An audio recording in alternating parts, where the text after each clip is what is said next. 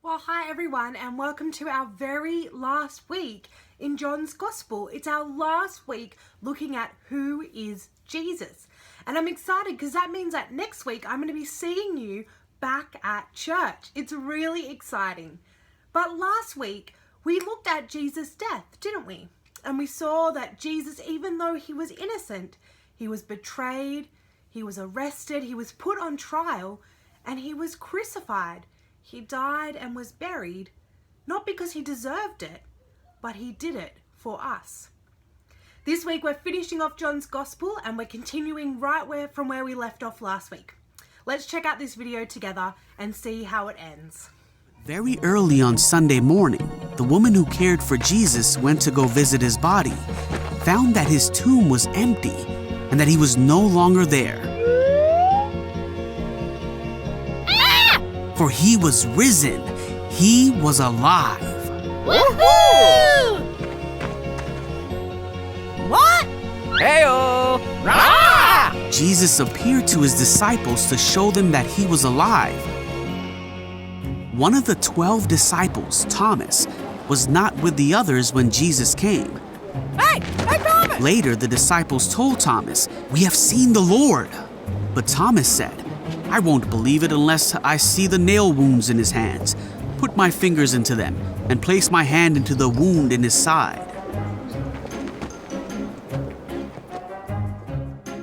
8 days later, the disciples were together again, and this time Thomas was with them. The doors were locked, but suddenly, as before, Jesus was standing among them. Oh, hey guys. "Peace be with you," he said. Then Jesus said to Thomas, "Put your finger here and look at my hands. Put your hand into the wound in my side. Don't be faithless any longer. Believe." Thomas said, "My Lord and my God." Then Jesus told him, "You believe because you have seen me. Blessed are those who believe without seeing me."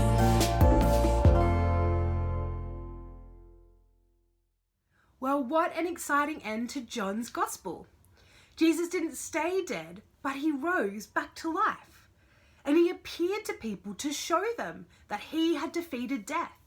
He appeared to the women at the tomb, he appeared to the disciples, and he even appeared to Thomas, who doubted at first that Jesus could really rise from the dead. It wasn't until he saw Jesus with his own eyes and touched him with his own hands that he bowed down before Jesus as his King and his Saviour.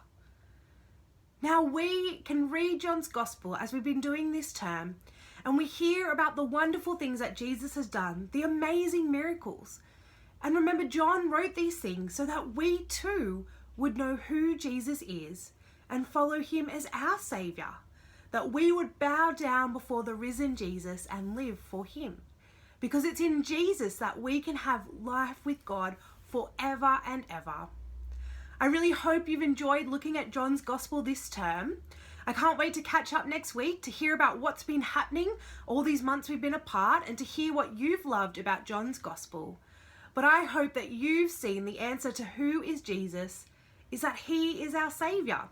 He's sent by God. He's God's Son who shows us the truth about God and the way to have forgiveness and life with him forever. I look forward to seeing you next Sunday, but until then, have a great week, guys, and I'll see you then. Bye.